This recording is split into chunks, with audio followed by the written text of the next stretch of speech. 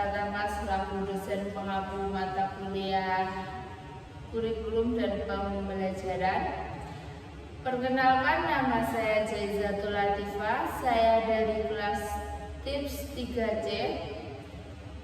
Saya perwakilan dari kelompok 9 akan memaparkan materi yang berjudul Landasan Pengembangan Kurikulum. Langsung saja materinya.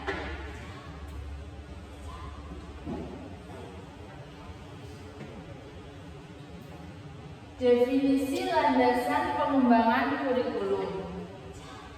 Kurikulum disusun untuk mewujudkan tujuan pendidikan nasional dengan memperhatikan tahap perkembangan peserta didik dan kesesuaian dengan lingkungan, kebutuhan penggunaan nasional, pengembangan ilmu pengetahuan dan teknologi serta kesenian sesuai dengan jenis dan jenjang masing-masing sesuai pendidikan.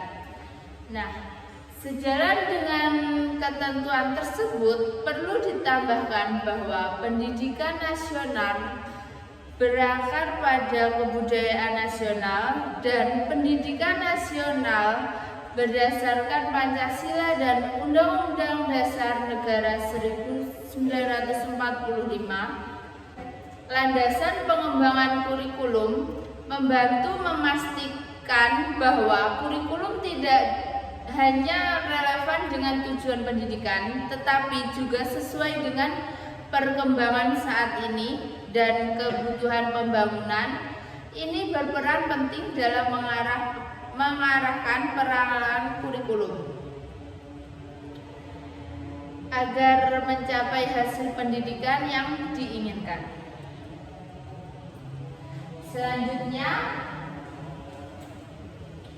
faktor-faktor landasan pengembangan kurikulum mencakup pada filsafat dan tujuan pendidikan, keadaan lingkungan, kebutuhan pembangunan, dan perkembangan ilmu pengetahuan dan teknologi.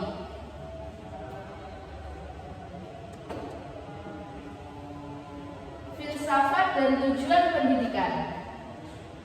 Pandangan-pandangan filsafat sangat dibutuhkan dalam pendidikan, terutama dalam menentukan arah dan tujuan pendidikan. Filsafat untuk menentukan arah kemana peserta didik akan dibawa. Untuk itu harus ada kejelasan tentang pengembangan hidup manusia atau tentang hidup dan eksistensinya. Nah, filsafat atau pandangan hidup yang dianut oleh suatu bangsa atau kelompok masyarakat tertentu pada bahwa yang dianut oleh perolehan akan sangat mempengaruhi tujuan pendidikan yang ingin dicapai. Sedangkan tujuan dari pendidikan sendiri pada dasarnya merupakan rumusan yang komprehensif mengenai apa yang seharusnya dicapai. Tujuan pendidikan memuat pernyataan-pernyataan mengenai berbagai kemampuan yang diharapkan dapat dimiliki oleh peserta didik selaras dengan sistem nilai dan falsafah yang dianutnya. Nah, selanjutnya tentang keadaan lingkungan. Lingkungan merupakan suatu sistem disebut ekosistem yang meliputi keseluruhan faktor lingkungan yang tertuju pada peningkatan mutu kehidupan di atas bumi ini. Faktor lingkungan memiliki sumber daya yang dapat digunakan sebagai modal dan kekuatan yang mempengaruhi pembangunan. Lingkungan manusiawi merupakan sumber daya manusia seperti SDM, baik dalam jumlah maupun dalam manfaatnya. Lingkungan sosial budaya merupakan sumber daya budaya SDB yang mencakup kebudayaan dan ilmu pengetahuan dan teknologi. Lingkungan biologis dan geografis merupakan sumber daya alam SDA. Jadi, ada 3 sumber daya yang terkait erat dengan pembangunan yang berwawasan lingkungan. Nah, untuk selanjutnya tentang kebutuhan pembangunan.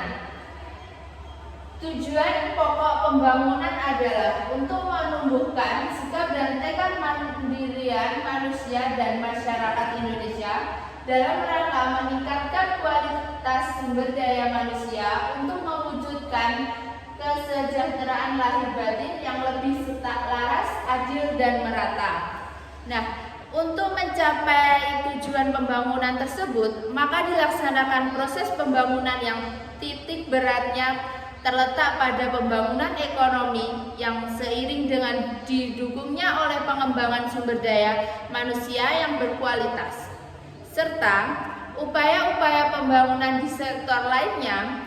Hal ini menunjukkan pada kebutuhan pembangunan sesuai dengan sektor-sektor yang perlu dibangun itu sendiri, yakni bidang-bidang industri, pertanian, tenaga kerja, perdagangan, transportasi, pertambangan, kehutanan, usaha nasional, pariwisata, dan pos, telekomunikasi, koperasi, pembangunan daerah, kelautan, kedirgantaraan keuangan, transmigrasi, energi, dan lingkungan hidup.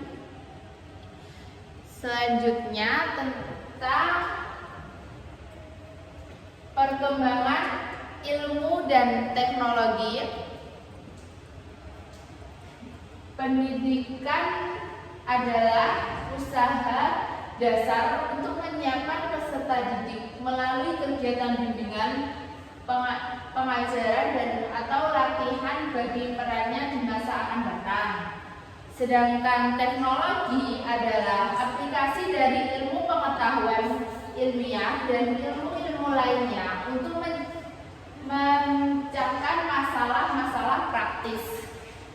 Nah, ilmu dan teknologi tidak bisa dipisahkan karena ilmu pengetahuan dan teknologi berkembang teramat pesat seiring lanjutnya perkembangan masyarakat. Ilmu pengetahuan dan teknologi atau yang disingkat sebagai IPTEK bukan menjadi monopoli suatu bangsa atau kelompok tertentu. Pengaruh dari perkembangan IPTEK ini cukup luas, meliputi segala bidang kehidupan seperti politik, ekonomi, sosial, budaya, keagamaan, pendidikan, dan lain sebagainya.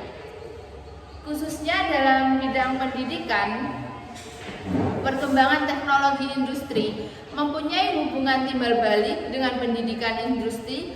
Dengan teknologi maju memproduksi berbagai macam alat-alat dan bahan yang dibutuhkan dalam pendidikan. Kegiatan pendidikan membutuhkan dukungan dari penggunaan alat-alat hasil industri seperti televisi, radio, video, komputer, dan peralatan lainnya. Nah, selanjutnya kesimpulan dari ini semua adalah kurikulum dalam pendidikan berperan penting dalam mencapai tujuan pendidikan nasional dengan memperhatikan perkembangan peserta didik, kebutuhan pembangunan nasional, perkembangan ilmu pengetahuan, dan kebudayaan nasional, serta didasarkan pada Pancasila dan Undang-Undang Dasar 1945. Filsafat mengandung dalam menentukan arah dan tujuan pendidikan, sementara lingkungan hidup sebagai ekosistem memengaruhi kualitas hidup dan manusia. Pembangunan bertujuan meningkatkan kualitas sumber daya manusia dan pembangunan ekonomi, pengembangan sumber daya manusia yang berkualitas. Dengan pendidikan sebagai bagian penting dari persiapan peserta didik menghadapi perubahan lingkungan. Nah, sekian pemaparan materi dari saya. Kurang lebihnya saya memohon maaf. Wassalamualaikum warahmatullahi wabarakatuh. Waalaikumsalam.